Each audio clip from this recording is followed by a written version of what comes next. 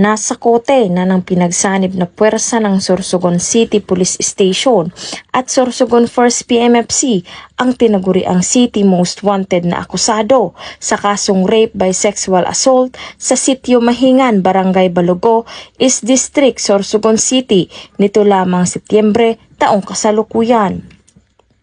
Inihain ng mga otoridad ang warrant of arrest laban sa sospek para sa paglabag sa kasong rape by sexual assault na may inirekomendang piyansa na 120,000 piso.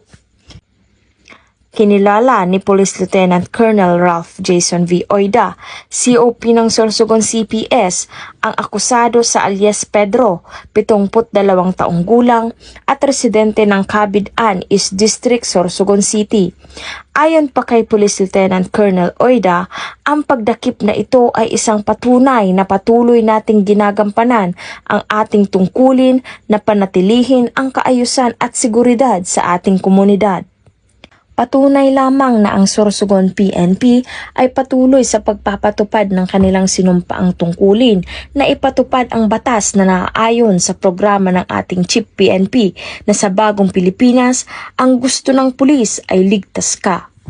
Mula dito sa Legazpi City, Albay, ako ang inyong PNN correspondent, Patrolwoman Reggie Patanaw, alagad ng batas, tagataguyod ng Balitang Pulis.